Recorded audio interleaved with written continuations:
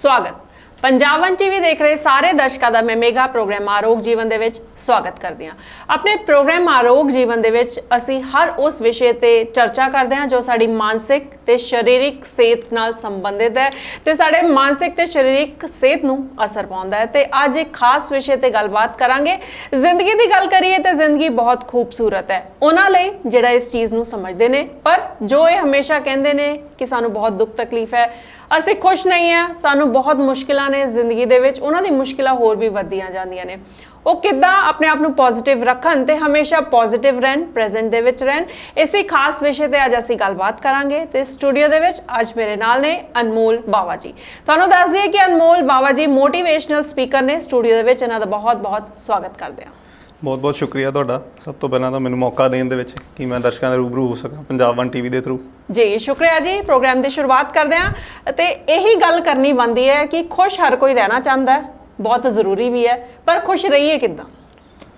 देखो ये बड़े बड़े सारे तरीके ने वैसे खुश रहन दे। ये वैसे तुहाडी गुड़ती चाहता छोटे हुंदे तो तुहाडी परवरिश किद्दां दी होई आ, तुहाडा माइंडसैट किहो जिहा बणिया आ, उस तरीके दे नाल तुसीं किहड़े विचारां दे विच अपने आप नूं रखदे हो, तुहाडी कंपनी किहड़ी है, किहड़े दोस्तां नूं तुसीं चुणदे हो, ठीक है, किहड़ियां किताबां तुसीं पढ़दे हो, किहड़ियां तुहाडीਆਂ हैबिट्स है, उहदे हिसाब दे नाल तुहाडा एक माइंडसैट डिवेलप हुंदा है।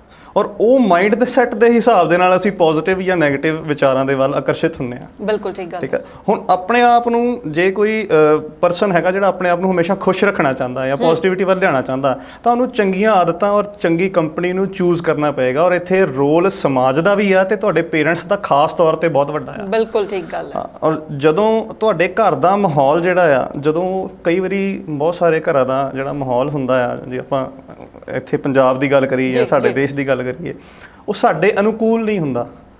ਔਰ ਉਸ ਟਾਈਮ ਦੇ ਵਿੱਚ ਸਾਡੇ ਆਪਣੇ ਆਪ ਦੇ ਨਾਲ ਇੱਕ ਫਾਈਟ ਚੱਲਦੀ ਹੁੰਦੀ ਹੈ ਕਿ ਅਸੀਂ ਕੀ ਕਰੀਏ। ਔਰ ਉਹ ਜਿਹੜੀ ਫਾਈਟ ਹੈ ਉਹਦੇ ਵਿੱਚ ਸਾਡੀ ਉਹੀ ਹੈ ਬਚਪਨ ਤੋਂ ਜਿਹੜੀ ਪਰਵਰਿਸ਼ ਹੋਈ ਅਸੀਂ ਉਹ ਫਾਈਟ ਨੂੰ ਕਿਸ ਤਰੀਕੇ ਆਪਣੇ ਥਾਟਸ ਨੂੰ ਲੋਕਾਂ ਦੇ ਅੱਗੇ ਪ੍ਰੈਜ਼ੈਂਟ ਕਰਦੇ ਹਾਂ, ਉੱਥੋਂ ਸਾਡੀ ਖੁਸ਼ੀ ਜਿਹੜੀ ਜਨਰੇਟ ਹੋਣੀ ਆਪਣੇ ਅੰਦਰੋਂ ਸ਼ੁਰੂ ਹੁੰਦੀ ਹੈ। ਇਹ ਉਹਦੀ ਨੀਂਹ ਆ ਜੀ ਜੀ। ਹੁਣ खुश रखण की गल करिए तो ये छोटिया छोटिया आदतां जिवें सवेरे उठना, सब तो पहला अपनी पुरानी जिंदगी बारे सोचना या आने वाली जिंदगी बारे सोचण की बजाय थोड़ी देर लिए ये सोचिए कि यार मैं उठ गया, शुक्रगुजार हाँ उस परमात्मा दे कि अज मेरी अख खुल गई। दूसरी जदों साडे पैर जमीन ते पे, बैड तो उठ के साडे पैर जमीन ते पे, शुक्र है मैं अज तंदुरुस्त हाँ।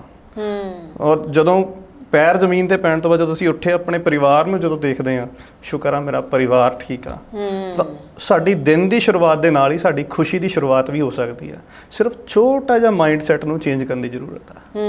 मतलब माइंडसैट जे असीं चेंज कर लैंदे आ ते असीं खुश रह सकदे हां। पर बहुत सारे लोग ये भी कहंदे ने कि असीं खुश रहना चाहते हां, साडा दिल भी करदा है, खुश रहना जरूरी भी है, पर जिहड़े साडे नाल लोग रहिंदे ने ना ਉਹਨਾਂ ਦੇ ਮਾਈਂਡਸੈਟ ਦਾ ਅਸਰ ਸਾਡੇ ਤੇ ਇੰਨਾ ਜ਼ਿਆਦਾ ਪੈਂਦਾ ਕਿ ਅਸੀਂ ਖੁਸ਼ ਨਹੀਂ ਰਹਿ ਪਾਉਂਦੇ। ਤੇ ਅਸੀਂ ਕੀ ਕਰੀਏ? ਦੇਖੋ ਜਦੋਂ ਅਸੀਂ ਬਾਹਰਲੇ ਹਾਲਾਤਾਂ ਨੂੰ ਦੇਖਦੇ ਹਾਂ, ਠੀਕ ਹੈ, ਅਗਰ ਉਹਦੇ ਹਿਸਾਬ ਦੇ ਨਾਲ ਅਸੀਂ ਜੀਣਾ ਸ਼ੁਰੂ ਕਰ ਦੇਵਾਂਗੇ ਤਾਂ ਅਸੀਂ ਕਦੀ ਖੁਸ਼ ਨਹੀਂ ਹੋ ਸਕਦੇ। ਖੁਸ਼ੀ ਜਿਹੜੀ ਹੈ ਉਹ ਅੰਦਰੋਂ ਨਿਕਲਦੀ ਹੈ, ਬਾਹਰਲੇ ਹਾਲਾਤਾਂ ਦੇ ਸਾਨੂੰ ਕਦੀ ਖੁਸ਼ੀ ਨਹੀਂ ਦੇਣੀ। ਉਹ ਅਸੀਂ ਕੀ ਮਹਿਸੂਸ ਕਰਦੇ ਹਾਂ, ਪ੍ਰੋਬਲਮ ਹੋਣ ਦੇ ਬਾਵਜੂਦ ਵੀ ਲੜਾਈ ਕਰਨ ਦੇ, ਜ਼ਿੰਦਗੀ ਇੱਕ ਲੜਾਈ ਦੀ ਤਰ੍ਹਾਂ ਇਹਨੂੰ ਮੰਨਿਆ ਗਿਆ ਹੈ ਨਾ, ਲੜਾਈ ਹੋਣ ਦੇ ਬਾਵਜੂਦ ਵੀ ਸਟਿਲ ਅਸੀਂ ਆਪਣੇ ਅੰਦਰੋਂ ਇੱਕ ਅਜਿਹੇ ਵਿਚਾਰ ਲੋਕਾਂ ਨੂੰ ਦੇ ਰਹੇ ਹਾਂ ਕਿ ਅਸੀਂ ਖੁਸ਼ਨੁਮਾ ਮਾਹੌਲ ਜਿਹੜਾ ਆਪਣੇ ਅੰਦਰੋਂ ਕ੍ਰੀਏਟ ਕਰ ਰਹੇ ਹਾਂ ਜੀ। ਸਾਡੇ ਅੰਦਰ ਕੀ ਚੱਲ ਰਿਹਾ ਉਹ ਜ਼ਿਆਦਾ ਇੰਪੋਰਟੈਂਟ ਹੈ। ਦੂਸਰੇ ਸਾਨੂੰ ਕੀ ਦੇ ਰਹੇ ਨੇ ਇੰਪੋਰਟੈਂਟ ਨਹੀਂ ਹੈ, ਕਿਉਂਕਿ ਉਹਨਾਂ ਨੂੰ ਅਸੀਂ ਰਿਜੈਕਟ ਕਰ ਸਕਦੇ ਹਾਂ। ਕਿਸੇ ਵਿਚਾਰ ਨੂੰ ਅਸੀਂ ਲੈਣਾ ਆ, ਸਮਝਣਾ ਆ ਜਾਂ ਆਪਣੇ ਅੰਦਰ ਉਹਨੂੰ ਤਜਰਬਾ ਕਰਨਾ ਆ, ਇਹ ਸਾਡੀ ਚੋਇਸ ਹੈ। ਇਹ ਸਾਡੀ ਚੋਇਸ ਹੈ ਔਰ ਇਹ ਬਹੁਤ ਵਧੀਆ ਇੱਕ ਗਿਫਟ ਹੈ ਜਿਹੜੀ ਪਰਮਾਤਮਾ ਨੇ ਸਾਨੂੰ ਚੋਇਸ ਦਿੱਤੀ ਹੈ। ਬਿਲਕੁਲ। ਔਰ ਉਹ ਜਿਹੜੀ ਚੋਇਸ ਹੈ ਜੇ ਅਸੀਂ ਉਹਦਾ ਸਹੀ ਇਸਤੇਮਾਲ ਕਰ ਲਈਏ ਤਾਂ ਉਹੀ ਗੱਲ ਆ ਜਾਂਦੀ ਹੈ ਕਿ ਅਸੀਂ ਕਿਸੇ ਦੀ ਸੋਚਣ ਦੀ ਬਜਾਏ ਆਪਣੀ ਸੋਚ ਨੂੰ ਲੋਕਾਂ ਦੇ ਸਾਹਮਣੇ ਪੇਸ਼ ਕਰਨਾ ਸ਼ੁਰੂ ਕਰ ਦੇਵਾਂਗੇ। ਜੀ ਬਿਲਕੁਲ ਠੀਕ ਗੱਲ ਹੈ। ਤੇ ਕੁਝ ਇਦਾਂ ਦੇ ਹਾਲਾਤ ਹੁੰਦੇ ਨੇ ਜਿਸ ਤਰ੍ਹਾਂ ਮੈਂ ਗੱਲ ਕੀਤੀ ਕਿ ਹੋਰਾਂ ਦੇ ਮਾਈਂਡਸੈਟ ਦਾ ਅਸਰ ਹੋਣਾ, ਇਦਾਂ ਦੇ ਕੁਝ ਹਾਲਾਤ ਹੁੰਦੇ ਨੇ ਉਹ ਸਾਨੂੰ ਗੁੱਸਾ ਵੀ ਦਿੰਦੇ ਨੇ, है ना। सानू गुस्सा आंदा है, गुस्सा सानू आंदा किसी इंसान ते, गुस्सा सानू आंदा किसी परिस्थिति ते, सिचुएशन ते, ते गुस्सा निकलदा है अपने ते या अपने आप ते। उस गुस्से नू किद्दां काबू करिए? देखो ਇਹਦੇ ਚ ਨਾ ਸਾਡੇ ਕੋਲ ਹੀ ਸਾਡੇ ਅੰਦਰ ਦੋ ਚੀਜ਼ਾਂ ਆ ਜਿਹੜੀਆਂ ਮੈਂ ਮੰਨਦਾ। ਇੱਕ ਸਾਡਾ ਮਾਈਂਡ ਆ ਜੀ, ਠੀਕ ਆ, ਇੱਕ ਵਿਜ਼ਡਮ ਹੈ, ਸਿਆਣਪ ਆ, ਹਨਾ, ਬ੍ਰੇਨ। ਇਹ ਦੋ ਚੀਜ਼ਾਂ ਨੂੰ ਸਮਝਣਾ ਬਹੁਤ ਜ਼ਰੂਰੀ ਅੱਜ ਦੇ ਟਾਈਮ ਦੇ ਵਿੱਚ। ਜਦੋਂ ਗੁੱਸਾ ਵੱਡਾ ਹੋ ਗਿਆ ਅਕਲ ਛੋਟੀ ਹੋ ਜਾਣੀ। ਬਿਲਕੁਲ ਠੀਕ ਗੱਲ ਹੈ। ਔਰ ਜਿਹਨੇ ਅਕਲ ਨੂੰ ਵੱਡਾ ਕਰ ਲਿਆ ਉਹਦੇ ਲਈ ਗੁੱਸਾ ਛੋਟਾ ਹੋ ਜਾਣਾ। ਤੁਸੀਂ ਕਿਹਨੂੰ ਵੱਡਾ ਕਰ ਰਹੇ ਹੋ? ਵਿਜ਼ਡਮ ਜਿਹਨੂੰ ਸਪਸ਼ਟ ਸ਼ਬਦਾਂ ਦੇ ਵਿੱਚ ਅਕਲ ਬੋਲਿਆ ਜਾਂਦਾ ਹੈ ਜਾਂ ਸਿਆਣਪ ਬੋਲਿਆ ਜਾਂਦਾ ਹੈ। ਸਿਆਣਪ ਕੀ ਕਹਿੰਦੀ ਹੈ? ਜਦੋਂ ਅਸੀਂ ਸਿਆਣਪ ਨਾਲ ਸੋਚ ਕੇ ਕੋਈ ਵੀ ਕੰਮ ਕਰਾਂਗੇ ਤਾਂ ਅਸੀਂ ਉਹਦੇ ਉੱਤੇ ਫੁੱਲ ਕੰਟਰੋਲ ਲੈ ਸਕਦੇ ਹਾਂ। ਲੇਕਿਨ ਜਦੋਂ ਅਸੀਂ ਪ੍ਰਭਾਵਿਤ ਹੋ ਕੇ ਕੋਈ ਵੀ ਕੰਮ ਕਰਾਂਗੇ ਉਹਦੇ 'ਚ ਸਾਡਾ ਕੰਟਰੋਲ ਨਹੀਂ ਆਏਗਾ ਕਦੀ। ਔਰ ਜਦੋਂ ਕਿਸੇ ਵੀ ਕੰਮ ਦੇ ਉੱਤੇ ਸਾਡਾ ਕੰਟਰੋਲ ਨਹੀਂ ਆਏਗਾ, ਰਿਜ਼ਲਟ ਨਹੀਂ ਆਏਗਾ। ਤਾਂ ਸਿੱਧਾ ਰਿਜ਼ਲਟ ਤੋਂ ਗੱਲ ਸ਼ੁਰੂ ਹੋਣੀ ਹੈ ਕਿ ਜਿਹੜਾ ਰਿਜ਼ਲਟ ਤੁਸੀਂ ਆਪਣੀ ਜ਼ਿੰਦਗੀ 'ਚ ਚਾਹੁੰਦੇ ਹੋ ਜੀ, ਰਿਜ਼ਲਟ ਦੇ ਹਿਸਾਬ ਨਾਲ ਤੁਹਾਨੂੰ ਆਪਣੇ ਆਪ ਨੂੰ ਢਾਲਣਾ ਪੈਣਾ। ਜੀ ਜੀ ਹੁੰਦਾ ਉਲਟਾ ਹੈ ਜਿਹੜੀ ਤੁਸੀਂ ਗੱਲ ਬੋਲ ਰਹੇ ਹੋ। ਬਿਲਕੁਲ ਠੀਕ ਵੀ ਮੈਨੂੰ ਰਿਜ਼ਲਟ ਆ ਚਾਹੀਦਾ, ਮੇਰੇ ਹਿਸਾਬ ਨਾਲ ਰਿਜ਼ਲਟ ਆਵੇ, ਉਹਦੇ ਹਿਸਾਬ ਨਾਲ ਬਦਲਣਾ ਪੈਣਾ। ਆਪਣੇ ਹਿਸਾਬ ਨਾਲ ਰਿਜ਼ਲਟ ਆਪਣੇ ਵੱਲ ਆਪਾਂ ਨਹੀਂ ਖਿੱਚ ਸਕਦੇ। ਇਹੀ ਕਾਰਨ ਹੈ ਲੋਕ ਨਿਰਾਸ਼ ਕਿਉਂ ਹੁੰਦੇ ਨੇ, ਕਿਉਂਕਿ ਉਹ ਰਿਜ਼ਲਟ ਦੇ ਹਿਸਾਬ ਨਾਲ ਆਪਣੇ ਆਪ ਨੂੰ ਨਹੀਂ ਬਦਲ ਪਾਉਂਦੇ। ਬਿਲਕੁਲ ਸਿੰਪਲ ਜੀ ਉਦਾਹਰਣ ਮੈਨੂੰ ਯਾਦ ਆ ਰਹੀ ਹੈ। ਕੋਈ ਲੋਕ ਐਕਸਰਸਾਈਜ਼ ਕਰਨ ਜਾਂਦੇ ਨੇ, ਜਿਮ ਜਾਂਦੇ ਨੇ, ਹਨਾ, ਉਹ weight ਉਹਨਾਂ ਕੀ ਚੱਕਦੇ ਨੇ ਜਿੰਨਾ ਕੋ ਉਹਨਾਂ ਕੋਲ ਚੱਕ ਹੁੰਦਾ, ਪਰ ਉਹਦੇ ਨਾਲ ਉਹਨਾਂ ਦੇ ਮਸਲ ਦੀ ਗਰੋਥ ਜਿਹੜੀ ਆ ਬਹੁਤ ਸਲੋ ਰਹਿ ਜਾਣੀ ਆ ਜਾਂ ਰਿਜ਼ਲਟ ਨਹੀਂ ਆਣਾ ਜੀ। ਲੇਕਿਨ ਜੇ ਪ੍ਰੋਪਰ ਟ੍ਰੇਨਿੰਗ ਲੈਣ, ਪ੍ਰੋਪਰ ਜ਼ੋਰ ਲਗਾਉਣ ਤੇ ਥੋੜਾ ਜਿਹਾ ਐਫਰਟ ਜ਼ਿਆਦਾ ਕਰਨ ਉਹ, ਤੇ ਜੋ ਰਿਜ਼ਲਟ ਚਾਹੀਦਾ ਤਾਂ ਉਹ ਜਲਦੀ ਮਿਲੇਗਾ, ਜਲਦੀ ਮਿਲ ਜਾਏਗਾ। ਸਿੰਪਲ ਜੀ ਗੱਲ। ਜੀ ਜੀ ਬਿਲਕੁਲ ਠੀਕ ਗੱਲ ਹੈ। ਤੇ ਇੱਥੇ ਮੈਂ ਐਫਰਮੇਸ਼ਨਸ ਦੀ ਗੱਲ ਕਰੂੰਗੀ। ਪਹਿਲੇ ਤਾਂ ਤੁਹਾਡੇ ਤੋਂ ਇਹੀ ਸਮਝਣਾ ਚਾਹੁੰਦੇ ਆ ਤੇ ਦਰਸ਼ਕਾਂ ਨੂੰ ਵੀ ਜ਼ਰੂਰ ਦੱਸੋ ਕਿ ਐਫਰਮੇਸ਼ਨਸ ਜਿਹੜੀਆਂ ਹੁੰਦੀਆਂ ਕੀ ਹੈ। ਮੈਂ ਇਹਨੂੰ ਦੂਸਰੇ ਪਹਿਲੂ ਨਾਲ ਸ਼ੁਰੂ ਕਰਦਾ ਜੀ ਜੀ। ਐਫਰਮੇਸ਼ਨਸ ਨੂੰ ਸਮਝਾਉਣ ਦੇ ਲਈ ਇਹ ਹੁੰਦੀਆਂ ਕੀ ਹੈ। ਕਈ ਵਾਰੀ ਕੀ ਹੁੰਦਾ ਕਿ ਸਾਡੇ ਛੋਟੇ ਬੱਚੇ, ਐਗਜ਼ਾਮਪਲ ਲੈ ਰਹੇ ਹਾਂ ਜਸਟ ਵੈਸੇ ਹੀ ਡੇਲੀ ਲਾਈਫ ਦੇ ਵਿੱਚੋਂ, ਪੇਰੈਂਟਸ ਟੀਚਰ ਮੀਟਿੰਗ ਹੈ ਜੀ ਬੱਚੇ ਦੀ। ਹੁਣ ਪੇਰੈਂਟਸ ਦੇ ਦਿਮਾਗ 'ਚ ਗੱਲ ਕੀ ਜਾਂਦੀ, ਇਹਨੇ ਕੋਈ ਪੰਗਾ ਤਾਂ ਨਹੀਂ ਪਾਤਾ, ਇਹਨੇ ਕੋਈ ਗਲਤੀ ਤਾਂ ਨਹੀਂ ਕੀਤੀ, ਮੈਨੂੰ ਸਪੈਸ਼ਲੀ ਕਿਉਂ ਨੋਟਿਸ ਆਇਆ ਜਾਂ ਮੈਨੂੰ ਕਿਉਂ ਬੁਲਾਇਆ। ਮਤਲਬ ਸਾਡਾ ਮਾਈਂਡ ਜਿਹੜਾ ਨਾ ਉਹ ਬਾਈ ਡਿਫਾਲਟ ਮੋਡ ਨੈਗੇਟਿਵ ਸੋਚਦਾ ਬਾਈ ਡਿਫਾਲਟ। ਪੋਜ਼ਿਟਿਵ ਸੋਚਣ ਦੇ ਲਈ ਉਹਨੂੰ ਜ਼ੋਰ ਲੱਗਦਾ ਥੋੜਾ ਕਿ ਨਹੀਂ ਯਾਰ ਮੇਰੇ ਬੇਟੇ ਨੇ ਬਹੁਤ ਵਧੀਆ ਪਰਫਾਰਮ ਕੀਤਾ ਹੋਣਾ, ਕੁਛ ਅੱਛਾ ਪਾਰਟਿਸਿਪੇਟ ਕੀਤਾ ਹੋਣਾ ਜਾਂ ਕੁਛ ਅੱਛਾ ਪਹਿਲਾਂ ਨਾਲੋਂ ਵਧੀਆ ਕੀਤਾ। ਇੱਦਾਂ ਨਹੀਂ ਸੋਚਦੇ ਆਪਾਂ। ਇੱਥੇ ਰੋਲ ਸ਼ੁਰੂ ਹੁੰਦਾ ਐਫਰਮੇਸ਼ਨਸ ਦਾ ਕਿ ਸਾਡੇ ਆਪਣੇ ਆਪ ਨੂੰ ਸੰਦੇਸ਼ ਕੀ ਨੇ ਜੀ ਜੀ। ਔਰ ਜਿਹੜੇ ਆਪਣੇ ਆਪ ਨੂੰ ਸੰਦੇਸ਼ ਆਪਾਂ ਕਿੱਦਾਂ ਦੇ ਦਿੰਦੇ ਆ ਉਹਨੂੰ ਐਫਰਮੇਸ਼ਨਸ ਬੋਲਦੇ ਆ। ਉਹ ਚੰਗੇ ਵੀ ਹੋ ਸਕਦੇ ਆ, ਉਹ ਮਾੜੇ ਵੀ ਹੋ ਸਕਦੇ ਆ। ਦੇਣੇ ਕਿੱਦਾਂ ਦੇ ਚਾਹੀਦੇ ਆ? ਜੀ ਚੰਗੇ। ਦਿੰਨੇ ਕਿਹੋ ਜਿਹੇ ਆ? ਨੈਗੇਟਿਵ। ਯੈਸ ਜੀ। ਇਸ ਚੀਜ਼ ਨੂੰ ਸਮਝਣ ਤੋਂ ਬਾਅਦ ਜਿਹੜਾ ਵੀ ਪਰਸਨ ਇਹਨੂੰ ਦੇਖ ਰਿਹਾ ਜੀ, ਅਸੀਂ ਆਪਣੇ ਆਪ ਨੂੰ ਕਿਹੜੇ ਸੰਦੇਸ਼ ਦੇ ਰਹੇ ਹਾਂ, ਚੰਗੇ ਦੇ ਰਹੇ ਹਾਂ ਜਾਂ ਮਾੜੇ ਦੇ ਰਹੇ ਹਾਂ, ਉਸੇ ਹਿਸਾਬ ਦੇ ਨਾਲ ਸਾਡੀ ਲਾਈਫ ਦੇ ਵਿੱਚ ਰਿਜ਼ਲਟਸ ਮਿਲਣਗੇ। ਕਿਉਂਕਿ ਸਾਡਾ ਜਿਹੜਾ ਕੌਨਸ਼ੀਅਸ ਮਾਈਂਡ ਹੈ ਨਾ, ਜਿਹੜਾ ਚੇਤ ਮਨ ਜਿਹਨੂੰ ਅਸੀਂ ਕਹਿੰਦੇ ਆ, ਉਹ 5% ਕੰਮ ਕਰਦਾ। ਪਿੱਛੋਂ ਜਿਹੜੀ ਸੋਚ ਕੰਮ ਕਰਦੀ ਹੈ ਸਬਕੌਨਸ਼ੀਅਸ ਮਾਈਂਡ ਦੀ, ਉਹ 95% ਕੰਮ ਕਰਦੀ ਹੈ। ਅਸੀਂ ਕੁਝ ਧਾਰਨਾ ਕੀਤੀ ਕਿ ਮੈਂ ਆ ਫਲਾਨਾ ਕੰਮ ਕਰਕੇ ਜੀ ਆਹ ਰਿਜ਼ਲਟ ਲੈਣਾ ਜੀ, ਠੀਕ ਹੈ। ਪਿੱਛੋਂ ਸਾਡਾ ਹੀ ਮਨ ਬੋਲਦਾ ਔਖਾ ਹੈ ਯਾਰ, ਬੜੀ ਮੁਸ਼ਕਿਲ ਨਾਲ ਹੋਊਗਾ, ਜਾਂ ਜ਼ੋਰ ਬਹੁਤ ਲੱਗਣਾ, ਠੰਡ ਬਹੁਤ ਆ, ਗਰਮੀ ਬਹੁਤ ਆ।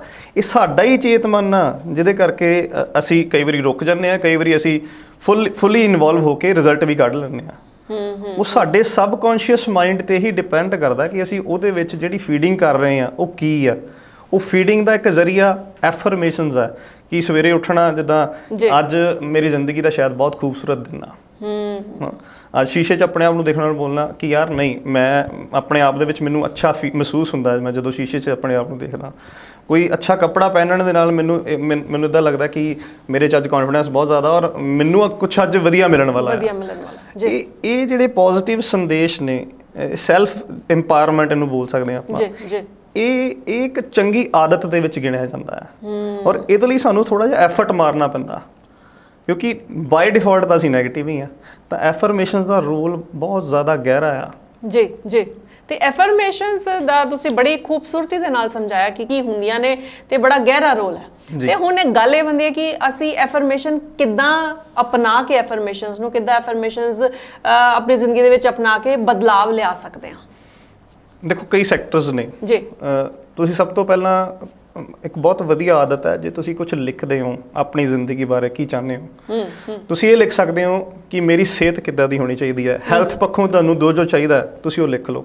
ਮੇਰੀ ਹੈਲਥ ਬਹੁਤ ਅੱਛੀ ਹੈ, ਮੇਰੇ ਬਾਡੀ ਦੇ ਸਾਰੇ ਪਾਰਟਸ ਬਹੁਤ ਅੱਛੇ ਕੰਮ ਕਰ ਰਹੇ ਆ। ਪ੍ਰੈਜ਼ੈਂਟ ਟੈਂਸ ਦੇ ਵਿੱਚ ਅਸੀਂ ਲਿਖਣਾ ਹੈ। ਬਿਲਕੁਲ ਪ੍ਰੈਜ਼ੈਂਟ ਟੈਂਸ ਦੇ ਵਿੱਚ ਹੀ ਲਿਖਣਾ।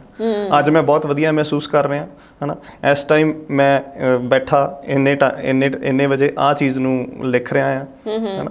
ਇਹ ਸਾਰਾ ਕੁਝ ਪ੍ਰੈਜ਼ੈਂਟ ਦੇ ਵਿੱਚ ਹੀ ਆਪਾਂ ਜਾਂ ਫੁੱਲਫਿਲ ਹੁੰਦੇ ਹੋਏ ਦੇਖਦੇ ਹਾਂ ਤਾਂ ਇਹ ਸਾਡੀ ਪਾਵਰ ਹੈ ਇੱਕ ਜੀ ਕਿ ਮੈਂ ਹੁਣ ਜੋ ਲਾਈਫ ਦੇ ਵਿੱਚ ਮੈਨੂੰ ਚਾਹੀਦਾ ਸੀ ਮੈਂ ਸਭ ਕੁਝ ਅਚੀਵ ਕਰ ਲਿਆ, ਹੁਣ ਮੈਂ ਕਿਹੋ ਜਿਹਾ ਮਹਿਸੂਸ ਕਰ ਰਿਹਾ। ਮਤਲਬ ਸਾਡਾ mode of thinking he change ਹੋ ਜਾਂਦਾ ਹੈ। ਮੈਂ ਇੱਕ ਬੜੇ ਮਹਾਨ ਸ਼ਖਸੀਅਤ ਜੈਫ ਬੇਜ਼ੋਸ ਨੂੰ ਇੱਕ ਵਾਰੀ ਇਹ ਗੱਲ ਕਹਿੰਦੇ ਹੋਏ ਸੁਣਿਆ ਸੀਗਾ ਕਿ ਕਹਿੰਦੇ ਮੇਰੇ ਸੋਚਣ ਦਾ ਤਰੀਕਾ ਕੀ ਆ, ਮੈਂ ਸੋਚਦਾ ਕਿ ਅੱਜ ਮੈਂ ਜਿੱਥੇ ਬੈਠਾ ਮੇਰੀ ਉਮਰ 80 ਸਾਲ ਦੀ ਹੋ ਚੁੱਕੀ ਹੈ ਹਨਾ। ਹੁਣ 80 ਸਾਲ ਦੀ ਉਮਰ ਤੋਂ ਬਾਅਦ ਮੈਂ ਆਪਣੀ ਲਾਈਫ ਨੂੰ ਪਿੱਛੋਂ ਹੋ ਕੇ ਜਦੋਂ ਦੇਖਦਾ, ਮੈਂ ਆਪਣੀ ਹਿਸਟਰੀ ਨੂੰ ਦੇਖਦਾ, ਮਤਲਬ ਆਪਣੇ ਆਪ ਮੈਂ ਆਪਣੀ ਲਾਈਫ ਤੋਂ ਸੈਟੀਸਫਾਈਡ ਹਾਂ। ਮੈਂ ਜੋ ਕਰਨਾ ਚਾਹੁੰਦਾ ਸੀ ਮੈਂ ਉਹ ਕੀਤਾ। ਤੇ ਜਦੋਂ ਮੈਨੂੰ ਆਨਸਰ ਆਉਂਦਾ ਯਾਰ ਨਹੀਂ ਮੈਂ ਤਾਂ ਅਜੇ ਬਹੁਤ ਕੁਝ ਕਰਨਾ ਹੈ, ਕਹਿੰਦਾ ਫਿਰ ਉਸ ਤੋਂ ਬਾਅਦ ਮੈਂ ਸ਼ੁਕਰਗੁਜ਼ਾਰ ਹੁੰਦਾ ਕਿ ਸ਼ੁਕਰ ਹੈ ਮੈਂ ਹਜੇ 30 35 40 ਸਾਲਾਂ ਦਾ ਮੈਂ ਹੁਣ ਕਰਨਾ। ਮਤਲਬ ਉਹ ਆਪਣੇ ਆਪ ਨਾਲ ਇਹੋ ਜਿਹੀਆਂ ਗੱਲਾਂ ਔਰ ਤਾਂ ਹੀ ਉਹ ਸ਼ਖਸ ਮਹਾਨ ਬਣ ਪਾਏ ਨੇ ਜਦੋਂ ਉਹ ਆਪਣੇ ਆਪ ਨੂੰ ਇੰਨਾ ਜ਼ਿਆਦਾ ਮਹਿਸੂਸ ਕਰਦੇ ਨੇ। ਉਹਨਾਂ ਲੋਕਾਂ ਦੇ ਉੱਤੇ ਫਿਰ ਕਿਸੇ ਹੋਰ ਦੀਆਂ ਗੱਲਾਂ ਦਾ ਪ੍ਰਭਾਵ ਨਹੀਂ ਪੈਂਦਾ ਕਿਉਂਕਿ ਉਹ ਆਪਣੇ ਆਪ ਦੇ ਵਿੱਚ ਹੀ ਇੰਨਾ ਰੁੱਝ ਚੁੱਕੇ ਹੁੰਦੇ ਨੇ ਕਿ ਮੈਂ ਜਿਹੜਾ ਕੰਮ ਕਰਨਾ ਸੀ ਜੇ ਮੈਂ ਉਹ ਕੀਤਾ ਹੀ ਨਹੀਂ ਹੈਗਾ ਔਰ ਮੇਰੀ ਉਮਰ ਸਾਰੀ ਲੰਘ ਗਈ ਔਰ ਮੇਰੀ ਲਾਈਫ ਇਹੋ ਜਿਹੀ ਆ, ਮੈਨੂੰ ਇਹ ਲਾਈਫ ਨਹੀਂ ਚਾਹੀਦੀ, ਤਾਂ ਆਟੋਮੈਟਿਕਲੀ ਤੁਸੀਂ ਐਕਸ਼ਨ ਲਓਗੇ, ਤੁਸੀਂ ਆਟੋਮੈਟਿਕਲੀ ਕੰਮ ਦੇ ਵਿੱਚ ਆਓਗੇ। ਜੀ ਬਿਲਕੁਲ ਠੀਕ ਗੱਲ ਹੈ। ਤੇ ਹੁੰਦਾ ਕੀ ਹੈ ਕੁਝ ਅਸੀਂ ਟੀਚਰ ਸਾਹਮਣੇ ਵੀ ਰੱਖਦੇ ਹਾਂ, ਅਸੀਂ ਸੋਚਿਆ ਵੀ ਹੁੰਦਾ ਕਿ ਆਪਣੀ ਲਾਈਫ ਦੇ ਵਿੱਚ ਅਸੀਂ ਇਹ ਕੰਮ ਕਰਨੇ ਆ, ਪਰ ਅਸੀਂ ਡਰ ਜਾਂਦੇ ਹਾਂ। ਇਹ ਕੋਈ ਨੈਗੇਟਿਵ ਸੋਚ ਸਾਡੇ ਸਾਹਮਣੇ ਆ ਜਾਂਦੀ ਕਿ ਨਹੀਂ ਇਹ ਮੇਰੇ ਤੋਂ ਨਹੀਂ ਹੋਣਾ, ਮੈਂ ਨਹੀਂ ਕਰ ਸਕਦੀ। ਤੇ ਜੇ ਇਹ ਸੋਚਿਆ ਜਾਵੇ ਕਿ ਬਹੁਤ ਸਾਰੇ ਲੋਕ ਜੇ ਇਹੀ ਸੋਚਦੇ ਤਾਂ ਦੁਨੀਆ ਦੇ ਵਿੱਚ ਫਿਰ ਇੰਨੀ ਕ੍ਰਾਂਤੀ ਨਹੀਂ ਆਣੀ ਸੀ, ਫਿਰ ਅੱਗੇ ਖੁਸ਼ਹਾਲੀ ਨਹੀਂ ਸੀ ਆਣੀ, ਲੋਕਾਂ ਨੇ ਕਾਮਯਾਬੀ ਨਹੀਂ ਹੋਣਾ ਸੀ। ਚਲੋ ਮੈਂ ਇਸ ਸਵਾਲ ਦਾ ਜਵਾਬ ਇੱਕ ਸਵਾਲ ਦੇ ਰੂਪ 'ਚ ਹੀ ਦਿੰਦਾ। ਜੀ ਜੀ ਰੱਬ ਨੂੰ ਮੰਨਦੇ ਆਪਾਂ, ਬਿਲਕੁਲ ਸਾਰੇ ਜਣੇ ਮੰਨਦੇ ਆਪਾਂ। ਕਿੰਨਾ?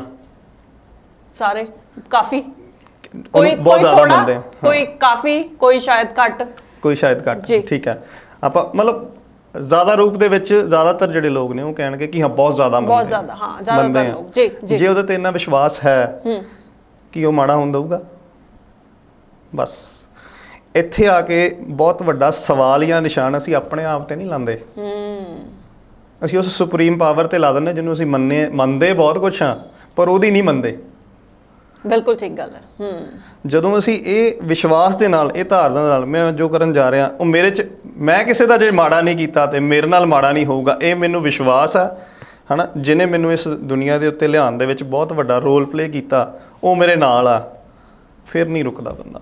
ਇਹ ਅੰਦਰੋਂ ਜਿਹੜਾ ਵਿਸ਼ਵਾਸ ਹੈ ਨਾ, ਇਹਨੂੰ ਬਹੁਤ ਜ਼ਿਆਦਾ ਸਾਨੂੰ ਇਸ ਗੱਲ ਦੇ ਵਿੱਚ ਤਵੱਜੋ ਦੇਣ ਦੀ ਲੋੜ ਆ ਹਨਾ। ਛੋਟੇ ਹੁੰਦਿਆਂ ਸਾਨੂੰ ਸਕੂਲਾਂ ਦੇ ਵਿੱਚ ਜਦੋਂ ਪ੍ਰੇਅਰ ਪਹਿਲਾਂ ਸਭ ਤੋਂ ਕਰਾਈ ਜਾਂਦੀ ਹੈ ਨਾ, ਉਹਦਾ ਇੱਕ ਬਹੁਤ ਗਹਿਰਾ ਮਤਲਬ ਆ, ਮਕਸਦ ਆ ਕਿ ਅਸੀਂ ਛੋਟੇ ਹੁੰਦੇ ਤੋਂ ਹੀ ਉਹ ਧਾਰਨਾ ਨਾਲ ਹੋਈਏ ਕਿ ਅਸੀਂ ਸ਼ੁਰੂਆਤ ਰੱਬ ਦੇ ਨਾਮ ਤੋਂ ਜੇ ਕਰ ਰਹੇ ਹਾਂ ਤੇ ਉਹਨੂੰ ਆਪਣੀ ਜ਼ਿੰਦਗੀ 'ਚ ਲੈ ਕੇ ਵੀ ਆਈਏ। ਜੀ ਜੀ ਉਹ ਉੱਥੇ ਤੱਕ ਹੀ ਸੀਮਿਤ ਰਹਿ ਜਾਂਦੀ ਆ, ਫਿਰ ਦੁਨੀਆ ਦੇ ਕੰਮ ਜਿਹੜੇ ਆ ਜਾਂ ਦੁਨੀਆ ਦਾ ਪ੍ਰਭਾਵ ਜਿਹੜਾ ਉਹ ਇੰਨਾ ਜ਼ਿਆਦਾ ਹੋ ਜਾਂਦਾ ਕਿ ਉਹ ਚੀਜ਼ ਪਾਸੇ ਹੋ ਜਾਂਦੀ ਆ, ਉਹੀ ਪ੍ਰਭਾਵ ਰਹਿ ਜਾਂਦੇ ਆ।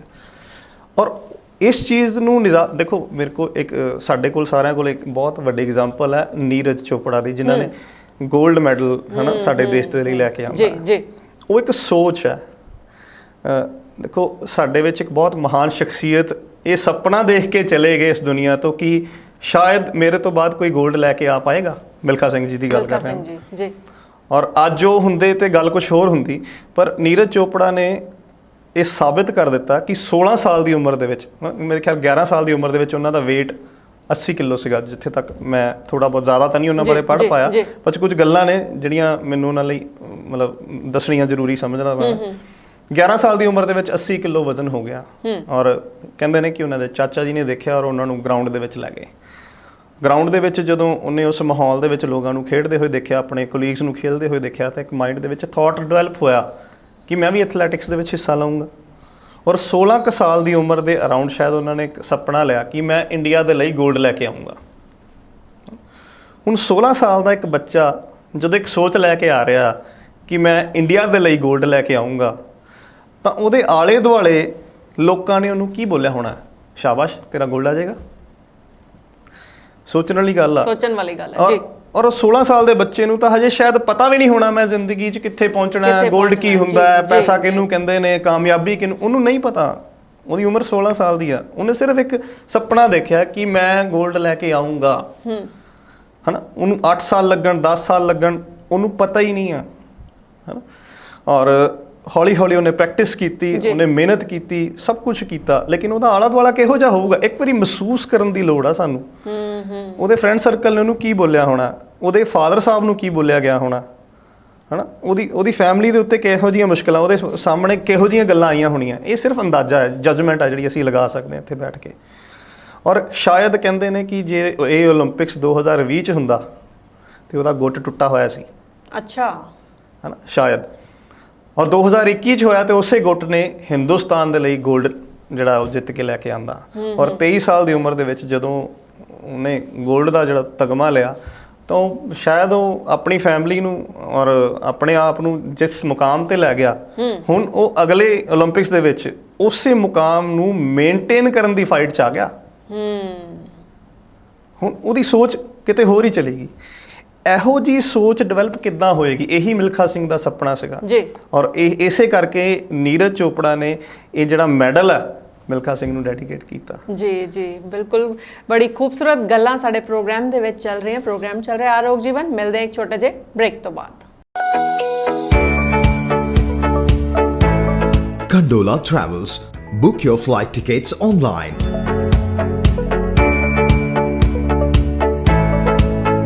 Fast and easy way to book your domestic and international flight tickets. Friendly customer support. Travel in budget and style.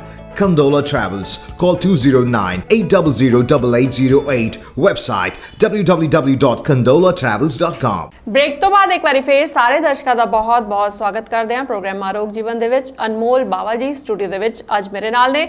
ਲਗਾਤਾਰ ਜ਼ਿੰਦਗੀ ਦੀਆਂ ਗੱਲਾਂ ਹੋ ਰਹੀਆਂ ਨੇ। ਜ਼ਿੰਦਗੀ ਦੇ ਵਿੱਚ ਕਾਮਯਾਬ ਕਿੱਦਾਂ ਹੋਣਾ, ਖੁਸ਼ ਕਿੱਦਾਂ ਰਹਿਣਾ, ਪੋਜ਼ਿਟਿਵ ਕਿੱਦਾਂ ਰਹਿਣਾ, ਐਫਰਮੇਸ਼ਨਸ ਕੀ ਹੁੰਦੀਆਂ, ਕਿੱਦਾਂ ਕਰਨੀਆਂ, ਲਗਾਤਾਰ ਗੱਲਬਾਤ ਕਰ ਰਹੇ ਹਾਂ। ਹੁਣ ਇਹਨਾਂ ਤੋਂ ਇਹ ਪੁੱਛਦੇ ਹਾਂ ਕਿ ਜੇ ਗੱਲ ਕਰੀਏ ਸੈਲਫ ਪੈਂਪਰਿੰਗ ਦੀ, ਹੈ ਨਾ, ਆਪਣੇ ਆਪ ਨੂੰ ਪੈਂਪਰ ਕਰਨਾ ਕਿ ਤੁਸੀਂ ਬਹੁਤ ਚੰਗੇ ਹੋ, ਆਪਣੇ ਆਪ ਨੂੰ ਕਹਿਣਾ ਕਿ ਮੈਂ ਬਹੁਤ ਚੰਗੀ ਹਾਂ, ਮੈਂ ਕੰਮ ਕਰ ਸਕਦੀ ਹਾਂ, ਮੈਨੂੰ ਨਿਰਾਸ਼ ਨਹੀਂ ਹੋਣਾ ਚਾਹੀਦਾ, ਮੈਨੂੰ ਅੱਗੇ ਵਧਣਾ ਚਾਹੀਦਾ। ਮਤਲਬ ਸੈਲਫ ਪੈਂਪਰਿੰਗ ਕਿੰਨੀ ਜ਼ਰੂਰੀ ਹੈ?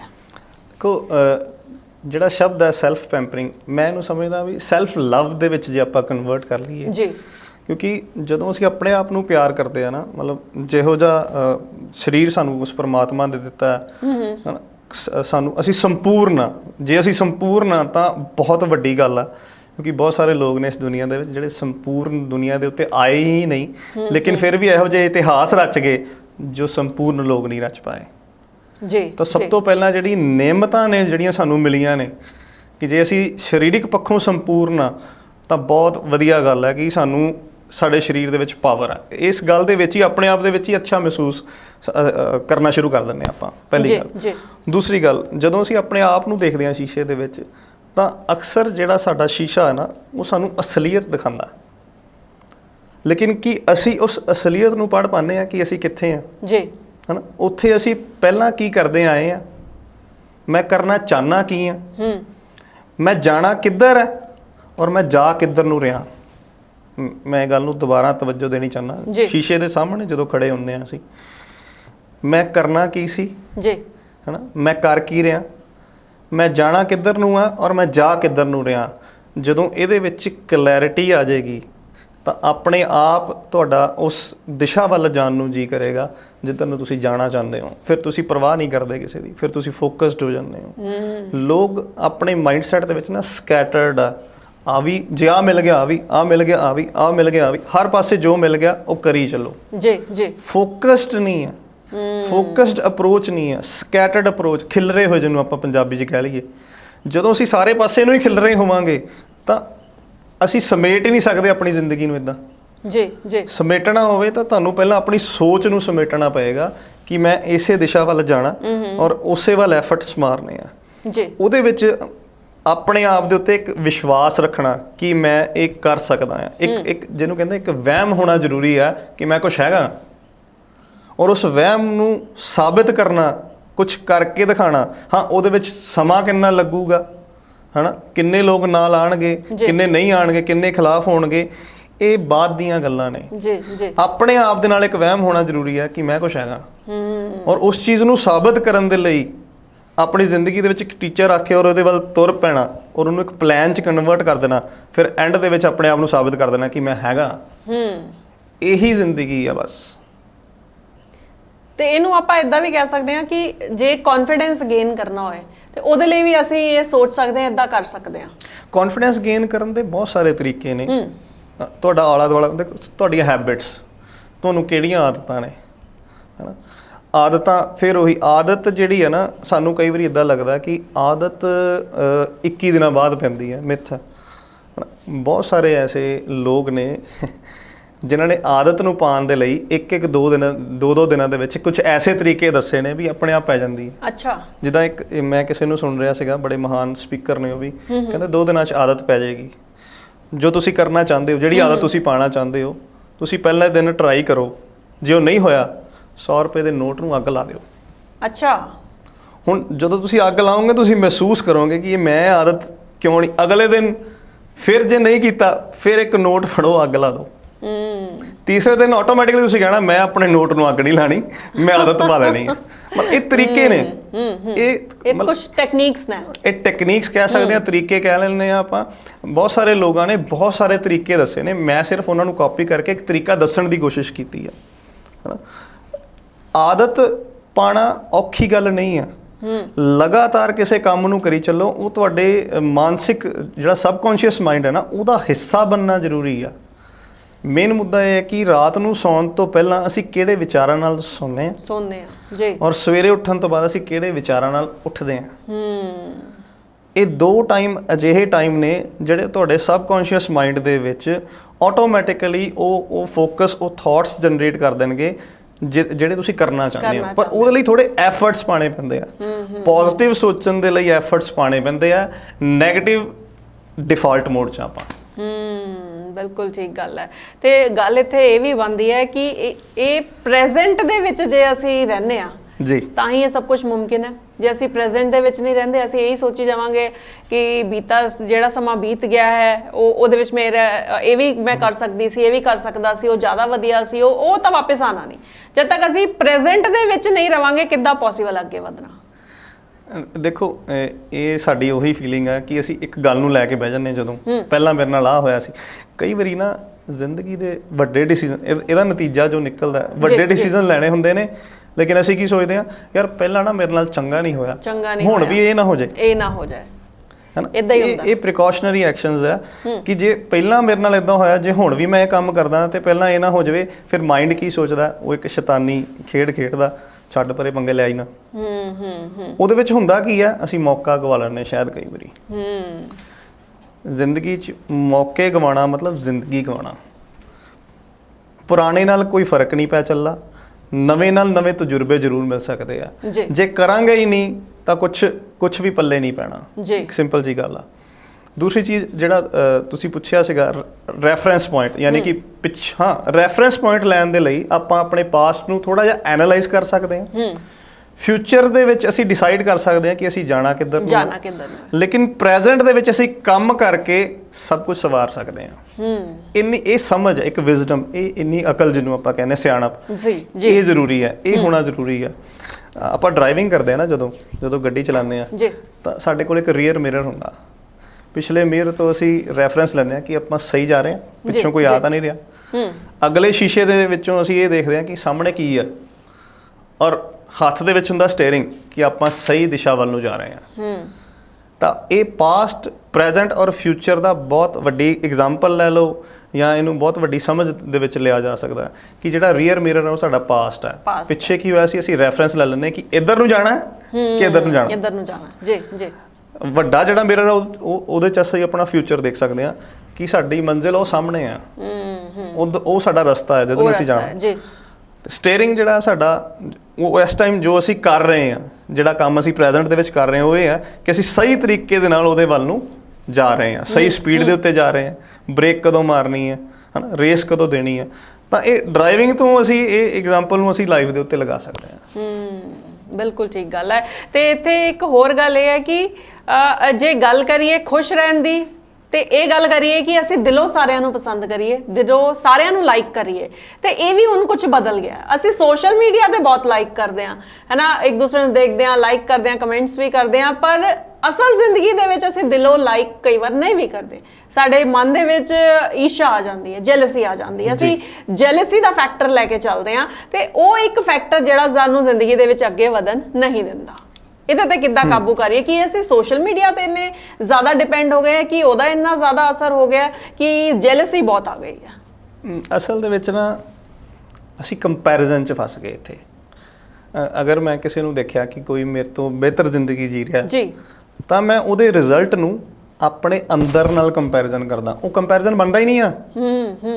ਉਹਦਾ ਉਹ ਰਿਜ਼ਲਟ ਆ, ਹਨਾ। ਮੇਰਾ ਉਹ ਰਿਜ਼ਲਟ ਆ ਸਕਦਾ, ਲੇਕਿਨ ਮੈਂ ਕੀ ਸੋਚ ਰਿਹਾ, ਯਾਰ ਮੇਰੇ ਤਾਂ ਆਹ ਪੰਗੇ ਨੇ, ਇਹਦਾ ਰਿਜ਼ਲਟ ਆ। ਉਹਦੇ ਰਿਜ਼ਲਟ ਦੇ ਨਾਲ ਆਪਣੇ ਹਾਲਾਤਾਂ ਨਾਲ ਜਿਹੜਾ ਕੰਪੈਰੀਜ਼ਨ ਹੁੰਦਾ ਨਾ, ਉਹ ਕਿਤੇ ਨਾ ਕਿਤੇ ਉਹ ਕੰਪੈਰੀਜ਼ਨ ਹੀ ਗਲਤ ਆ। ਔਰ ਅਸੀਂ ਉਹਦੇ ਵਿੱਚ ਧੱਸ ਜਾਂਦੇ ਆ। ਉਹ ਇਦਾਂ ਕਰ ਰਿਹਾ, ਉਹ ਬਹੁਤ ਵਧੀਆ ਕਰ ਰਿਹਾ, ਮੇਰੇ ਨਾਲ ਇਦਾਂ ਨਹੀਂ ਹੋ ਰਿਹਾ। ਉਹ ਕਨਵਰਟ ਹੋ ਜਾਂਦਾ ਈਰਸ਼ਾ ਦੇ ਵਿੱਚ। ਉਹ ਆਟੋਮੈਟਿਕਲੀ ਹੋ ਜਾਂਦਾ ਹੈ। ਅਸੀਂ ਕਰਨਾ ਇਦਾਂ ਚਾਹੁੰਦੇ ਨਹੀਂ ਹੁੰਦੇ, ਪਰ ਸਾਡੇ ਆਲੇ ਦੁਆਲੇ ਉਹ ਸਿਚੁਏਸ਼ਨਸ ਬਣ ਜਾਂਦੀ ਆ ਕਿ ਅਸੀਂ ਉਹ ਜਾਲ ਦੇ ਵਿੱਚ, ਉਹਨਾਂ ਥਾਟਸ ਦੇ ਵਿੱਚ ਘਿਰ ਜਾਂਦੇ ਆ। ਕਿਉਂਕਿ ਸਾਡਾ ਉਹਨਾਂ ਥਾਟਸ ਦੇ ਉੱਤੇ, ਉਸ ਮਾਈਂਡਸੈਟ ਦੇ ਉੱਤੇ ਕੋਈ ਕਾਬੂ ਨਹੀਂ ਹੁੰਦਾ, ਕਿਉਂਕਿ ਅਸੀਂ ਕਦੀ ਐਫਰਟਸ ਹੀ ਨਹੀਂ ਮਾਰੇ ਕਿ ਅਸੀਂ ਉਹਦੇ ਤੇ ਕਾਬੂ ਕਰੀਏ। ਜੀ, ਗੱਲ ਉੱਥੇ ਹੀ ਆ ਕੇ ਸ਼ੁਰੂ ਹੋ ਜਾਂਦੀ ਆ ਫਿਰ ਕਿ ਜਦੋਂ ਸਾਡਾ ਮਾਈਂਡਸੈਟ ਔਰ ਜਿਹੜੀ ਸਾਡੀ ਸਿਆਣਪ ਹੈ, ਦੋਨਾਂ ਚੋਂ ਕਿਹੜੀ ਚੀਜ਼ ਵੱਡੀ ਹੁੰਦੀ। ਜਦੋਂ ਸਿਆਣਪ ਵੱਡੀ ਹੋ ਜਾਏਗੀ, ਸਾਨੂੰ ਕਰਨਾ ਐਕਚੁਅਲ 'ਚ ਕੀ ਚਾਹੀਦਾ। ਇਹਨੂੰ ਮੈਂ ਇਦਾਂ ਕਹਿੰਦਾ ਹੁੰਦਾ ਕਿ ਆਪਣੇ ਆਪ ਨੂੰ ਆਪਣੇ ਆਪ ਚੋਂ ਕੱਢ ਕੇ ਤੀਸਰੀ ਪਾਰਟੀ ਬਣ ਕੇ ਇਹ ਦੇਖੋ ਕਿ ਮੈਨੂੰ ਇਹ ਕਰਨਾ ਚਾਹੀਦਾ। ਇਹ ਚੈੱਕ ਕਰਨ ਦਾ ਤਰੀਕਾ ਆ, ਸਿੰਪਲ, ਕਿ ਮੈਂ ਜੋ ਹੈਗਾ ਆ ਆਪਣੇ ਆਪ ਨੂੰ ਆਪਣੇ ਆਪ ਚੋਂ ਕੱਢ ਕੇ, ਹੁਣ ਮੈਂ ਆਪਣੇ ਆਪ ਨੂੰ ਥਰਡ ਪਾਰਟੀ ਮੰਨ ਕੇ ਕਿ ਇਹ ਸਹੀ ਕਰ ਰਿਹਾ। ਜੇ ਮੈਂ ਇਦਾਂ ਚੈੱਕ ਕਰਨਾ ਸ਼ੁਰੂ ਕਰ ਦੇਵਾਂ ਤੇ ਮੈਂ ਪ੍ਰੈਜ਼ੈਂਟ 'ਚ ਵੀ ਰਵਾਂਗਾ, ਠੀਕ ਹੈ, ਤੇ ਮੇਰੇ ਦਿਮਾਗ ਨੂੰ ਮੈਂ ਕੰਟਰੋਲ 'ਚ ਵੀ ਕਰ ਸਕਦਾ ਕਿ ਮੈਂ ਗਲਤ ਨਹੀਂ ਸੋਚਣਾ। ਮੈਂ ਚੰਗੀਆਂ ਆਦਤਾਂ ਨੂੰ ਵੀ ਪਾ ਸਕਦਾ, ਠੀਕ ਹੈ। ਮੈਂ ਆਪਣੇ ਆਲੇ ਦੁਆਲੇ ਦੇ ਵਿੱਚ ਚੰਗੇ ਲੋਕਾਂ ਨੂੰ ਚੂਜ਼ ਕਰਕੇ ਉਹਨਾਂ ਦੇ ਨਾਲ ਟਾਈਮ ਸਪੈਂਡ ਕਰਨਾ ਵੀ ਚੁਣ ਸਕਦਾ। ਇਹ ਸਾਰਾ ਕੁਝ ਇਸ ਟੈਕਨੀਕ ਦੇ ਥਰੂ ਅਸੀਂ ਕੀਤਾ ਜਾ ਸਕਦਾ। ਛੋਟੀਆਂ ਛੋਟੀਆਂ ਟੈਕਨੀਕਸ ਹੈ, ਸਿੰਪਲ, ਇਹ ਜਿਹੜੀਆਂ ਸਾਨੂੰ ਰਾਹ ਦੇ ਉੱਤੇ ਪਾ ਦਿੰਦੀਆਂ ਨੇ। ਜੀ, ਬਿਲਕੁਲ ਠੀਕ ਗੱਲ ਹੈ। ਔਰ ਇਹ ਰਾਹ ਦੇ ਉੱਤੇ ਪਾਉਣ ਵਾਲੀਆਂ ਜਿਹੜੀਆਂ ਟੈਕਨੀਕਸ ਆ, ਇਹ ਕੋਈ ਖਾਸ ਗੱਲਾਂ ਨਹੀਂ ਹੈ। ਇਹ ਸਾਨੂੰ ਬੜੇ ਆਰਾਮ ਦੇ ਨਾਲ ਉਹਨਾਂ ਲੋਕਾਂ ਕੋਲੋਂ ਮਿਲ ਜਾਂਦੀਆਂ ਨੇ ਜਿਹੜੇ ਆਲਰੇਡੀ ਇਸ ਦੁਨੀਆ ਦੇ ਵਿੱਚ ਬਹੁਤ ਵੱਡੀ ਐਗਜ਼ਾਮਪਲਾਂ ਸੈੱਟ ਕਰ ਚੁੱਕੇ ਨੇ। ਜਿੱਦਾਂ ਅਸੀਂ ਨੀਰਜ ਚੋਪੜਾ ਦੀ ਗੱਲ ਕਰਕੇ ਹਟੇ ਹਾਂ, ਬਹੁਤ ਸਾਰੇ ਲੋਕ ਦੇਖੋ, ਕੁਝ ਅੱਛੀਆਂ ਫਿਲਮਾਂ ਬਣਦੀਆਂ ਨੇ, ਹੈ ਨਾ, ਜਿਹੜੀਆਂ ਪ੍ਰੇਰਿਤ ਕਰਦੀਆਂ ਨੇ। ਹੁਣ ਜਿੱਦਾਂ ਓਲੰਪਿਕਸ ਦਾ ਦੌਰ ਚੱਲਦਾ ਪਿਆ, ਇਹ ਜਿਹੜੀਆਂ ਫਿਲਮਾਂ ਬਣੀਆਂ ਨੇ, ਇਹ ਜਿਹੜੇ ਕਹਾਣੀਆਂ ਬਣੀਆਂ ਨੇ, ਇਹਨਾਂ ਦੇ ਵਿੱਚ ਆਪਣੇ ਆਪ ਨੂੰ ਰੁਝਾਈ ਰੱਖਣਾ ਇਹ ਜ਼ਿਆਦਾ ਇੰਪੋਰਟੈਂਟ ਆ। ਹੁੰਦਾ ਉਲਟਾ ਆ। ਅਸਲ ਦੇ ਵਿੱਚ ਅਸੀਂ ਕਹਿੰਦੇ ਕਿ ਇਹ ਹਜੇ ਬੱਚਾ ਆ, ਇਹ ਬੱਚੇ ਨੂੰ ਵੱਡਾ ਹੋਣ ਦਾ ਇਹਨੂੰ ਤਾਂ ਸਮਝ ਆਏਗੀ। ਅਸਲੀਅਤ ਦੇ ਵਿੱਚ ਹੁੰਦਾ ਉਲਟਾ ਆ। ਪਹਿਲੇ 7 ਸਾਲਾਂ ਦੇ ਵਿੱਚ ਉਹ ਆਪਣਾ ਮਾਨਸਿਕ ਮਾਈਂਡਸੈਟ ਜਿਹੜਾ ਨਾ, ਉਹ ਬਣਾ ਲੈਂਦਾ ਆ ਘਰ ਦੇ ਮਾਹੌਲ ਤੋਂ, ਔਰ ਉਹ 35 ਸਾਲ ਦੀ ਉਮਰ ਦੇ ਵਿੱਚ ਉਹ ਫਿਕਸ ਹੋ ਜਾਂਦਾ। ਹੁਣ ਉਹ 35 ਸਾਲ ਦੀ ਬੰਦਾ, ਜਿਹੜਾ ਉਮਰ ਦਾ ਬੰਦਾ, ਉਹ ਫਿਕਸ ਹੋ ਗਿਆ ਕਿ ਹੁਣ ਮੈਂ ਇੱਦਾਂ ਦਾ ਹੀ ਆ, ਇਹਦੇ 'ਚ ਮੈਂ ਬਦਲਾਵ ਨਹੀਂ ਲਿਆ ਸਕਦਾ, ਔਰ ਉਹਨੂੰ ਬਦਲਣਾ ਬਹੁਤ ਔਖਾ ਹੋ ਜਾਂਦਾ ਫਿਰ। ਬਿਲਕੁਲ। ਹਾਂ, ਲੇਕਿਨ ਉਹ ਬਣਿਆ ਕਿੱਦਾਂ? ਪਹਿਲੇ 7 ਸਾਲ 'ਚ ਜੋ ਉਹਦੀ ਪਰਵਰਿਸ਼ ਹੋਈ, ਉਹ ਉੱਦਾਂ ਬਣਿਆ। ਹੁਣ ਜਦੋਂ ਉਹ ਬਣ ਗਿਆ, ਫਿਰ ਉਹਦੇ 'ਚ ਚੇਂਜ ਆਊਗਾ। ਚੇਂਜ ਆ ਸਕਦਾ ਆ। ਚੇਂਜ ਲਿਆਉਣ ਦੇ ਬੜੇ ਸਾਰੇ ਤਰੀਕੇ ਨੇ। ਜੋ ਸਾਨੂੰ ਹੁਣ ਪਿੱਛੋਂ ਮਿਲ ਗਿਆ, ਉਹਦੇ ਵਿੱਚ ਬਦਲਾਵ ਕਿੱਦਾਂ? ਉਹ ਆਹੀ ਟੈਕਨੀਕਸ ਆ, ਕਿਉਂਕਿ ਪੋਜ਼ਿਟਿਵ ਸੋਚਣ ਦੇ ਲਈ ਡੈਲੀਬਰੇਟਲੀ ਸਾਨੂੰ ਐਫਰਟਸ ਦੇਣੇ ਪੈਂਦੇ ਆ। ਇਹਦੀ ਟ੍ਰੇਨਿੰਗ, ਇਹਦੀ ਸਿਖਲਾਈ, ਇਹਦੇ ਬਾਰੇ ਕੋਈ ਗਾਈਡ ਕਰਨ ਵਾਲਾ ਬਹੁਤ ਜ਼ਿਆਦਾ ਜ਼ਰੂਰੀ ਹੈ, ਚਾਹੇ ਉਹ ਸਕੂਲ 'ਚ ਹੋਵੇ, ਚਾਹੇ ਘਰ 'ਚ ਹੋਵੇ, ਚਾਹੇ ਕੋਈ ਟ੍ਰੇਨਿੰਗ ਸੈਂਟਰ 'ਚ ਹੋਵੇ। ਕਿਉਂਕਿ ਇਹਦੇ ਨਾਲ ਸਾਡੀ ਜਿਹੜੀ ਨੌਜਵਾਨ ਪੀੜ੍ਹੀ ਹੈ ਨਾ, ਉਹ ਸੰਤੁਲਿਤ ਰਹੇਗੀ। ਉਹਨੂੰ ਪਤਾ ਰਹੇਗਾ ਕਿ ਮੈਂ ਕਰਨਾ ਕੀ ਹੈ। ਮੈਂ ਨਸ਼ੇ ਨਹੀਂ ਕਰਨੇ, ਮੈਂ ਡ੍ਰੀਮ ਦੇਖਣਾ, ਮੈਂ ਉਹਨੂੰ ਪੂਰਾ ਕਰਨਾ, ਮੈਂ ਉਹਨੂੰ ਪਲਾਨ 'ਚ ਕਨਵਰਟ ਕਰਨਾ। ਇਹ ਕਾਉਂਸਲਿੰਗਸ ਜਾਂ ਇਹ ਰੋਲ ਸਾਡੇ ਸਮਾਜ ਵੱਲੋਂ, ਕਿਸੇ ਨਾ ਕਿਸੇ ਮਹਿਕਮੇ ਵੱਲੋਂ ਅਦਾ ਕਰਨਾ ਬਹੁਤ ਜ਼ਿਆਦਾ ਜ਼ਰੂਰੀ ਹੈ। ਬਹੁਤ ਜ਼ਿਆਦਾ ਜ਼ਰੂਰੀ ਹੈ। ਤੇ ਇੱਥੇ ਕਿਉਂਕਿ ਅਸੀਂ ਗੱਲ ਕਰ ਰਹੇ ਹਾਂ ਪੋਜ਼ਿਟਿਵਿਟੀ ਦੀ, ਖੁਸ਼ ਰਹਿਣ ਦੀ, ਤੇ ਇੱਥੇ ਪਾਵਰ ਆਫ ਸਮਾਈਲ ਦੀ ਮੈਂ ਗੱਲ ਜ਼ਰੂਰ ਕਰਾਂਗੀ ਕਿ ਮੁਸਕਰਾਣਾ, ਖੁਸ਼ ਰਹਿਣਾ ਤਾਂ ਬਹੁਤ ਜ਼ਰੂਰੀ ਹੈ, ਅਸੀਂ ਸਾਰੇ ਹੀ ਜਾਣਦੇ ਹਾਂ, ਪਰ ਮੁਸਕਰਾਣਾ ਕਿੰਨਾ ਜ਼ਰੂਰੀ ਹੈ, ਤੇ ਮੁਸਕਰਾਹਟ ਦੇ ਨਾਲ ਅਸੀਂ ਆਪਣੇ ਆਪ ਨੂੰ ਕਿੰਨਾ ਜ਼ਿਆਦਾ ਪੋਜ਼ਿਟਿਵ ਕਰ ਸਕਦੇ ਹਾਂ। ਮੈਂ ਲਾਈਵ ਇੱਕ ਗੱਲ, ਜਿਹੜਾ ਵਾਕਿਆ ਹੈ, ਉਹ ਸ਼ੇਅਰ ਕਰ ਦਿੰਦਾ। ਕੋਈ ਐਕਸੀਡੈਂਟ ਹੋਇਆ, ਔਰ ਜਦੋਂ ਐਕਸੀਡੈਂਟ ਹੋਇਆ ਤਾਂ ਦੋਨੇ ਜਣੇ ਬਹੁਤ ਜ਼ਿਆਦਾ ਗੁੱਸੇ 'ਚ, ਹੈ ਨਾ, ਇੱਕ ਦੂਸਰੇ ਨਾਲ ਲੜਨ ਨੂੰ ਪੈਣ। ਐਕਸੀਡੈਂਟ ਹੋਇਆ, ਇੱਕ ਡਰਾਈਵਰ ਨਿਕਲਿਆ, ਡਰਾਈਵ ਕਰ ਰਿਹਾ ਸੀ ਜਿਹੜਾ, ਦੂਸਰਾ ਡਰਾਈਵਰ ਨਿਕਲਿਆ, ਉਹਨੇ ਉਹਨੂੰ ਬਹੁਤ ਊਟ ਪਟਾਂਗ ਬੋਲਿਆ। ਇੰਨਾ ਕੁਝ ਬੋਲਿਆ ਸ਼ਾਇਦ ਮੈਂ ਮਤਲਬ ਬੋਲ ਨਹੀਂ ਸਕਦਾ ਇੱਥੇ। ਦੂਸਰੇ ਨੇ ਸਿਰਫ ਸਮਾਈਲ ਕਰਤੀ, ਉਹਨੇ ਕੁਝ ਨਹੀਂ ਬੋਲਿਆ, ਸਿਰਫ ਸਮਾਈਲ ਕਰਤੀ। ਉਹਦੀਆਂ ਅੱਧੀਆਂ ਗੱਲਾਂ ਸ਼ਾਇਦ ਉੱਥੇ ਹੀ ਖਤਮ ਹੋ ਗਈਆਂ। ਉਹਨੇ ਫਿਰ ਬਾਅਦ ਚੋਂ ਮੁਸਕਰਾਉਂਦੇ ਹੋਏ ਇਹ ਕਿਹਾ, ਮੈਨੂੰ ਪਤਾ ਨਹੀਂ ਲੱਗਾ ਯਾਰ, ਮੇਰੇ ਤੋਂ ਗਲਤੀ ਹੋ ਗਈ, ਆਪਾਂ ਇਹਨੂੰ ਬੈਠ ਕੇ ਸੋਲਵ ਕਰ ਲੈਂਦੇ। ਸਿਰਫ ਇੰਨੀਆਂ 4 ਗੱਲਾਂ ਦੇ ਨਾਲ ਉੱਥੇ ਨਤੀਜਾ ਇਹ ਨਿਕਲਿਆ, ਦੋਨਾਂ ਨੇ ਹੱਥ ਮਿਲਾਇਆ, ਇੰਸ਼ੋਰੈਂਸ ਹੈਗੀ ਆ, ਕਰ ਲਾਂਗੇ ਕਲੇਮ, ਚਲੇ ਗਏ, ਕੋਈ ਪੰਗਾ ਹੀ ਨਹੀਂ ਪਿਆ। ਸਿਚੁਏਸ਼ਨ ਕੀ ਸੀ ਕਿ ਜਦੋਂ ਐਕਸੀਡੈਂਟ ਹੁੰਦਾ ਕੋਈ ਵੀ ਬਹੁਤ ਵੱਡਾ ਨੁਕਸਾਨ ਹੋ ਸਕਦਾ ਸੀ। ਅਸੀਂ ਅਗਲੇ ਨੂੰ ਅਸੀਂ ਕੀ ਭਾਵਨਾ ਗਿਣਾਉਂਦੇ ਆ, ਮੇਰਾ ਨੁਕਸਾਨ ਹੋ ਸਕਦਾ ਸੀ, ਮੇਰੀ ਫੈਮਿਲੀ ਬੈਠੀ ਸੀ, ਜੇ ਕੁਝ ਵੱਡਾ ਹੋ ਜਾਂਦਾ ਫੇਰ, ਕੋਈ ਉਲਟਾ ਹੋ ਜਾਂਦਾ ਫੇਰ, ਮਤਲਬ ਅਸੀਂ ਐਗਜ਼ਾਮਪਲਸ ਹੀ ਹਮੇਸ਼ਾ ਪੁੱਠੀਆਂ ਦੇ ਦਿੰਦੇ ਆ ਵੀ ਜੇ ਇਦਾਂ ਹੋ ਜਾਂਦਾ ਫੇਰ, ਜੇ ਇਦਾਂ ਹੋ ਜਾਂਦਾ, ਕਿਉਂ ਇਦਾਂ ਹੋ ਜਾਂਦਾ? ਤੁਸੀਂ ਬਚ ਗਏ ਨਾ, ਠੀਕ ਹੈ। ਉੱਥੇ ਇਹ ਚੀਜ਼ਾਂ ਜਿਹੜੀਆਂ ਸਮਾਈਲ ਹੈ, ਥੈਂਕ ਯੂ ਹੈ, ਪਲੀਜ਼ ਹੈ, ਇਹ ਮੈਜੀਕਲ ਚੀਜ਼ਾਂ ਨੇ। ਔਰ ਇਹਦੇ ਨਾਲ ਨਾ ਇੱਕ ਬੜੀ ਵਧੀਆ ਟੈਕਨੀਕ ਨਿਕਲਦੀ ਆ, ਪ੍ਰੈਕਟਿਸ ਦਾ ਪੌਜ਼। ਜਦੋਂ ਕੋਈ ਵੀ ਸਿਚੁਏਸ਼ਨ ਆ ਗਈ, ਮੰਨ ਲਓ ਕੋਈ ਨੈਗੇਟਿਵ ਸਿਚੁਏਸ਼ਨ ਆ ਗਈ, ਉੱਤੇ ਰਿਐਕਟ ਕਰਨ ਦੀ ਬਜਾਏ ਪੌਜ਼ ਦੇ ਦਿਓ। ਉੱਥੇ ਸਮਾਈਲ ਹੋ ਸਕਦੀ ਹੈ, ਹਨਾ, ਉੱਥੇ ਕਿਸੇ ਨੂੰ ਥੈਂਕ ਯੂ ਹੋ ਸਕਦਾ, ਉੱਥੇ ਅਕੋਰਡਿੰਗ ਟੂ ਸਿਚੁਏਸ਼ਨ ਅਸੀਂ ਇਹਨਾਂ ਮੈਜੀਕਲ ਚੀਜ਼ਾਂ ਨੂੰ ਯੂਜ਼ ਕਰ ਸਕਦੇ ਹਾਂ। ਜੇ ਅਸੀਂ ਉੱਥੇ ਇਹਨਾਂ ਚੀਜ਼ਾਂ ਨੂੰ ਪ੍ਰੈਕਟਿਸ ਦਾ ਪੌਜ਼ ਦੇ ਵਿੱਚ ਲਿਆ ਕੇ ਅਮਲ ਦੇ ਵਿੱਚ ਲੈ ਆਈਏ ਤਾਂ ਵਿਜ਼ਡਮ ਵੱਡਾ ਹੁੰਦਾ, ਸਿਆਣਪ ਵੱਡੀ ਹੁੰਦੀ ਹੈ। ਔਰ ਦੁਨੀਆ 'ਚ ਜਿੱਥੇ ਜਿੱਥੇ ਵਿਜ਼ਡਮ ਜਾਂ ਸਿਆਣਪ ਵੱਡੀ ਹੋਏਗੀ, ਉੱਥੇ ਲਾਈਫ ਵੀ ਬਹੁਤ ਵੱਡੀ ਐਗਜ਼ਾਮਪਲ ਦੇ ਵਿੱਚ ਕਨਵਰਟ ਹੋਏਗੀ। ਬਿਲਕੁਲ ਠੀਕ ਗੱਲ ਹੈ। ਤੁਸੀਂ ਸਟੂਡੀਓ ਦੇ ਵਿੱਚ ਆਏ, ਬੜੀ ਖੂਬਸੂਰਤ ਗੱਲਾਂ ਜ਼ਿੰਦਗੀ ਬਾਰੇ ਦੱਸੀਆਂ, ਜ਼ਿੰਦਗੀ ਜਿਉਣ ਦੀ ਕਲਾ, ਆਰਟ ਆਫ ਲਿਵਿੰਗ ਬਾਰੇ ਦੱਸਿਆ, ਖੁਸ਼ ਰਹਿਣ ਬਾਰੇ ਦੱਸਿਆ, ਪੋਜ਼ਿਟਿਵ ਰਹਿਣ ਬਾਰੇ ਦੱਸਿਆ। ਤੁਹਾਡਾ ਬਹੁਤ ਬਹੁਤ ਸ਼ੁਕਰੀਆ। ਤੁਹਾਡਾ ਵੀ ਬਹੁਤ ਬਹੁਤ ਸ਼ੁਕਰੀਆ।